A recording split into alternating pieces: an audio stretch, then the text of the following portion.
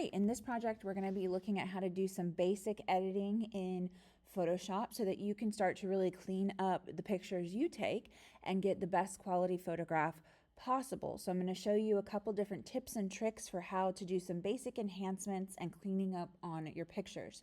So for this assignment, everyone should theoretically be using the same image that's provided with the assignment.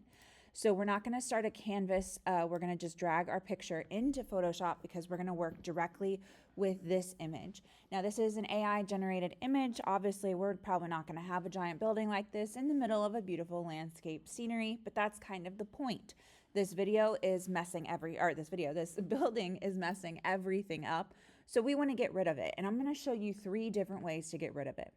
For starters, we're going to come over here to our first layer and we are going to duplicate this layer twice.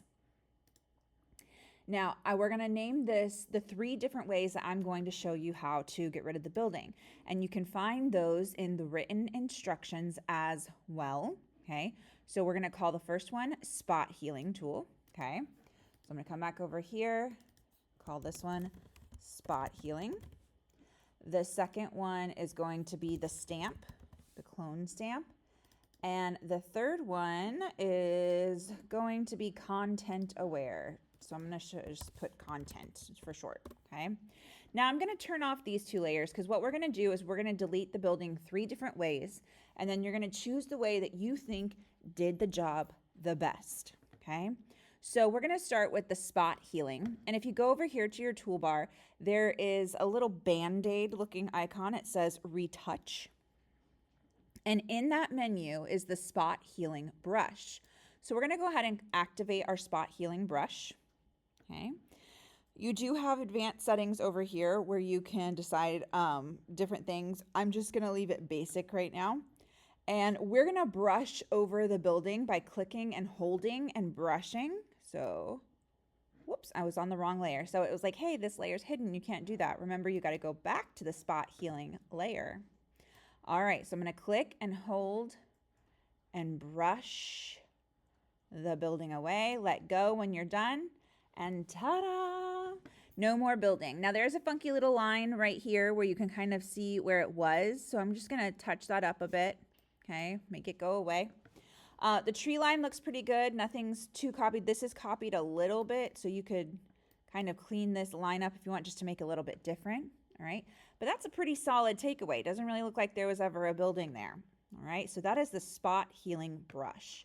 I'm going to go ahead and turn the eye off on the spot healing layer and turn it on the stamp layer, because this is going to give us back our building so that we can work with it.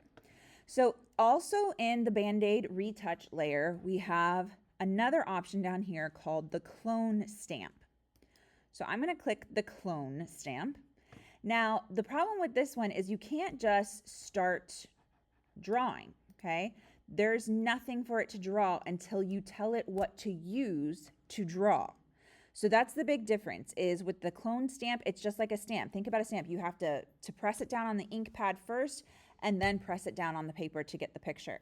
So you're going to hold the Option key on your keyboard. And when you click Option, you will see your mouse changes to a little bullseye. Okay. Now I'm just going to pick a random spot and I'm going to click 1 time and the bullseye goes away. I'm going to let go of Option and now I'm going to come down here and color. Now, if you'll see, there's a cross moving up on the top of the sky showing you where it's pulling from, and then it's painting. Now, this is a problem. This does not match, okay? So when you're using the clone stamp, you have to choose very carefully so it matches the area around it. So I'm going to try again. I'm just, for time's sake, going to get a little bit bigger brush. I'm going to click Option just to the side of the building, okay? And now I'm going to just start drawing down, up and down, okay? Now, this is obviously doing a much better job than when we grabbed the sun. But one thing I'll point out with the clone stamp is it literally takes exactly what is next to it. So you can see these trees all end up kind of looking the same. Okay, so you might want to do some retouching and clean this up so it looks a little bit more natural. But that is our clone stamp option. So we're going to turn that layer off and turn the content aware layer on. So for this one, we are actually going to come up to generative, okay? This one actually, we're gonna try this on here. I'm not sure if the network filters will block because normally anything that's AI generated, the filters block, and I just thought of that. So we'll see. I know it does work in the full program on the big computers, but let's give it a go and see what happens. So we're going to choose this one that says generative. It's the second option on the menu. Then in this menu, we're going to come down to mode and we're going to click lasso, like a cowboy's lasso. And we're going to click and hold and drag a line just kind of roughly around this building, okay? All right, so once you have a line around the building, I'm going to skip this right here. I'm just going to click fill. And let's see if it will work on the network. Fingers crossed. Nope, your system administrator isn't allowing access. Okay, so you can use the lasso and the content aware fill in the full program on the desktop, but this one does not work on the online version. So we're going to go ahead and delete this layer. Now I want you guys to uncover stamp, cover it up, uncover spot healing. Which one do you feel like did a better job on the picture you're using? I like spot healing tool the best. So I'm going to go ahead and delete that other layer so I have this one left. All right, so now we've cleaned that up, and what we're going to do is we're going to start to enhance our picture just a little bit by using adjustment layers. So the best way to learn adjustment layers is simply to play, okay? To try different things, to undo them.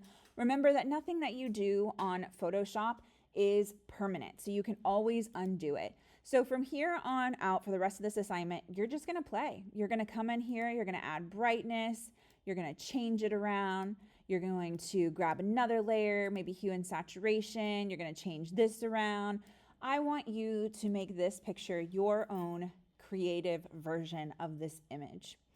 All right, that's it for today. When you're done, click the 3 lines in the top, click export as, and save your image as a JPEG to turn into Schoology.